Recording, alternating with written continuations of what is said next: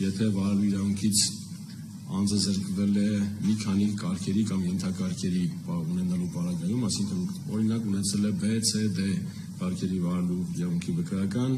զրկվել է վարելու իրավունքից, զրկման ժամկետը լրացել է, դրանից հետո անձը գնացել է, հանձնել է քննություն, բայց վերականգնել է դրանցից որևէ մեկը, օրինակ B-ը։ Կարող է արդյոք օգտվել այս օրենքով ընդգրկված հնարավորությունից վերականգնելու եւ վերականգնել նաեւ մյուս կարգերը կամ ենթակարգերը։ Այստեղ մեր պատասխանը այսպեսին է, որ այո, կարող է, բայց այդ պարագայում նա պետք է ստանա նոր վարորդական պլաստիկ վկայական, մյուս բոլոր կատեգորիաների կարգեր նշումներով եւ պետք է համաձայնի նաեւ այն կարգի համար փորձաշրջանի, որը արդեն իսկ իր քննությունով ձեռք է բերել, այսինքն փորձաշրջան 1 տարով եւ վերականգնի իր բոլոր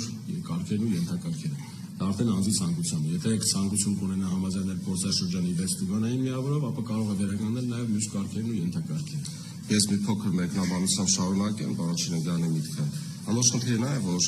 անկախ վարորդական վկայականի վրա արտացոլված կարգերի եւ ենթակարգերի քանակից պետությունը վարորդին տրամադրում է 13 միավոր ստանդարտ պայմաններում։ Այսինքն սա չի կարող դիտվել առանձին։ Բոլոր կարգերն ու ենթակարգերը պետք է դիտարկվի 13 միավորի, իսկ նոր կարգավորումների պարագայում 6 միավորի պարագայում։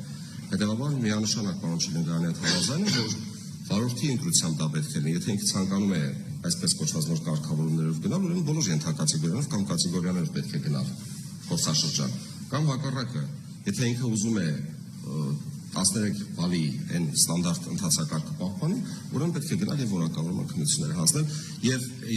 չեմ հիշում պարոն Շինեգյանը նշեց, արդյոք ում ժամկետը լրացել էր մինչեւ հուլիսի 6-ը զրկման անցումային դրույթների կողմից։ Եթե նշել եք, ես չանդրադառնամ։ Այո,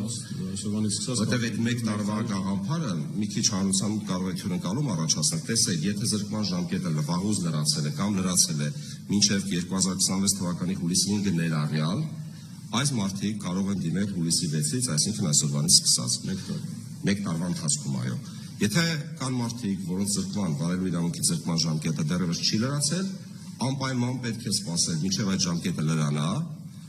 լրանալուց հետո այլի կրկին մնացած պայմանները նույնն է, 1 տարվա ընթացքում դիմել պետական տուն եւ այլն, դրա մասին արդեն խոսել են։ Որտեղ կարող է տպավորություն ստեղծել, որ բոլորը իբր հուլիսի 6-ից կարող են դիմել, բայց այդպես չէ։ Պետք է անպայման զրկման հիմքը վերացած լինի, այդ կերպ ասած, զրկման ժամկետը պետք է լինի ավարտված։